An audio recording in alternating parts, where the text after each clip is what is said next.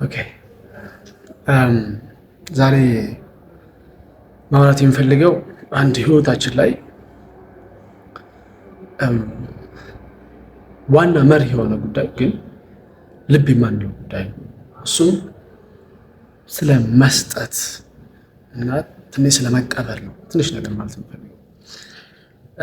ያው እንደምታውቁት ህይወታችን ሌላ ምንም ነገር የለውም፣ መስጠት ነው አለ። ለምሳሌ እኔ ይህን ሀሳቤን ለእናንተ እየሰጠኋችሁ ነው፣ ለእናንተ ደግሞ ትኩረታችሁን እየሰጣችሁ ነው።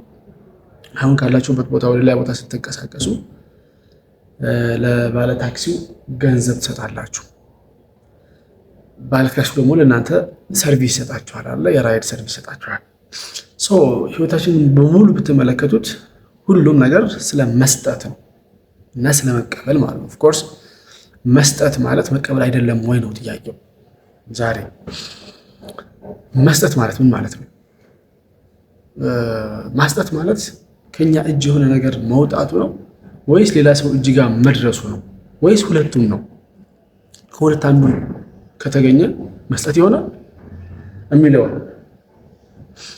እና ብዙ ሰው አይታችሁ ከሆነ የሚሰጠው ብዙ ነገር ሊሆን ይችላል። ማቴሪያል ብቻ አይደለም የሚሰጠው ፍቅር ሊሆን ይችላል፣ አክብሮት ሊሆን ይችላል፣ የተለያየ ነገር። እነዚህ ነገሮች ስንሰጥ አሁን ለምሳሌ እኔ የሆነ ነገር ብሰጣችሁ ግዴታ እናንተ መቀበል አለባችሁ። ካልተቀበላችሁ እኔ ሰጠሁ አይባልም። ብዙ ጊዜ አይታችሁ ከሆነ በሰጪና በተሰጪ መካከል ጠብ የሚነሳው ሰጪው ሰጥቻለሁ ብሎ ሲያስብ፣ ተቀባዩ ደግሞ አልተቀበልኩም ብሎ ሲያስብ። ምክንያቱም የዛ ለምሳሌ ሪስፔክት ከሆነ አንተን ለሆነ ሰው አክብሬዋለሁ ትላለህ፣ ያ ሰው ደግሞ አላከበረኝም ይላል። ምክንያቱም ሁለታችሁ የማክበር ኮንሴፕታችሁ ስለሚለያይ ማለት ነው። ልክ የፍቅረኛሞች ችግር የባልና ሚስትም ሊሆን ይችላል፣ የእነሱ ችግር እንደማለት ነው። አይወደኝም ትላለች፣ ተጣልተው ምንድነው ስትል አይወደኝም ትላለች ሴቷ፣ ወንዱ ደግሞ እወዳታለሁ ይላል። አንድ አይነት ቋንቋ ነው የሚያወሩት። ምንድን ነው ያደረገው ስትባል እሷ እንደዚህ ጊዜ አይሰጠኝም እንደዚህ ብላ ትጠቅሳለች። ያንን ነገር ባልየው አይክድም፣ ግን ለሱ ፍቅር መስጠት ያ አይደለም። ለሱ ፍቅር መስጠት ሌላ ነው። ምናልባት ባገኘው ጊዜ አበባ መግዛት ነው እንጂ ግዴታ ጊዜውን አጨናንቆ እሷ ጋር ማግኘት አይደለም። ልክ እንደዚያ ማለት ነው።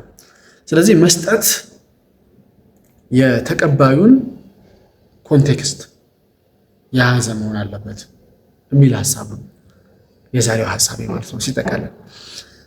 አለበለዚያ ግን እኛ ሰጠን እያልን ተቀባዩ ተቀበልኩ ሳይን የሚቀር ከሆነ መስጠታችን ምንም ነው። ይሄ ግን እስከምን ሊደርስ ይችላል? ለምሳሌ የሆነ ዕቃ ቢሰረቅ የተሰረቁት ዕቃ መስጠት አይደለም አይደል? የሰረቀ ሰው እየሰጠሁት አይደለም፣ እሱም እየተቀበለ አይደለም። ስለዚህ ዊሊንግነስ መኖር አለበት ከሚሰጠው አካል፣ ከሚቀበለው አካል ደግሞ በሰጪው ዊሊንግነስ መሆን አለበት የሚቀበለው። እና ትራንስፈር ኦፍ ቲንግስ ምን ነገር ሊሆን ይችላል ትራንስፈር የሚደረገው ቅድም እንዳልኩት ማክበርም ሊሆን ይችላል፣ ምን ነገር ሊሆን ይችላል። እና እነዛ ነገሮች ትራንስፈር ስላደረጉ ከአንድ ሰው ወደ ሌላ ሰው ትራንስፈር ስላደረጉ ብቻ ከአንድ ሰው ወደ ሌላ ሰው ሙቭ ስላደረጉ ብቻ መስጠት አለ ማለት አንችልም። መስጠት አለ ለማለት አንደኛ ኦፍ ኮርስ ማቴሪያሊ ነገርየው ከሆነ ሰው ወደ ሌላ ሰው መተላለፍ አለበት። ግን ከዚያ ባሻገርም ይሁንታን ይጠይቃል። የኔን ይሁንታ ይጠይቃል የሰጪውን፣ ከዛ ደግሞ የተቀባዩን ይሁንታ ይጠይቃል። ይሄ ትንሽ አስቸጋሪ የሚያደርገው አንዳንድ ጊዜ አይታችሁ ከሆነ አልጠግባይ አይነት ሰዎች አሉ አይደለ? መስጠት ማለት ሁል ጊዜ ተቀባዩ ሲቀበል ነው የምንል ከሆነ ሰውየው ሁል ጊዜ እየተቀበለ የሚክድህ ከሆነ አልሰጠህም ማለት ሊሆን ነው። ስለዚህ ይሄ እንደ ኮንቴክስቱ እንደ ሰጠንበት ሁኔታ ይወሰናል ማለት ነው እንጂ ድርቅ ብለን ተሰጪው አካል ተሰጥቻለሁ ካላለ ወይም ደግሞ የመሰጠት ስሜት ካልተሰማው በስተቀረ ምንም አይነት መስጠት የለም ካልን ሪያሊስቲክ አይሆንም ማለት ነው። ስለዚህ እዛ ላይ ብቻ የመሰጠት መንፈሱ መምጣቱ ላይ ብቻ ሳይሆን ትኩረት የምናደርገው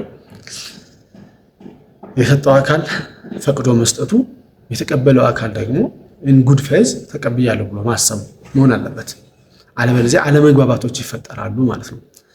ስለዚህ ህይወታችን መጀመሪያ ስገባ እንዳልኩት በመስጠትና በመቀበል የተሞላ ስለሆነ ዛሬ እችን የመስጠትና የመቀበል ሁኔታ ካስተካከልን አይ ቲንክ በህይወታችን በጣም ትልቅ ነገር የሚስተካከል ይመስለኛል። ብዙ ነገር መስጠት አለብን። በዙሪያችን ብትመለከቱ ተማሪ ከሆን ለትምህርታችን ትኩረት መስጠት አለብን አይደለ?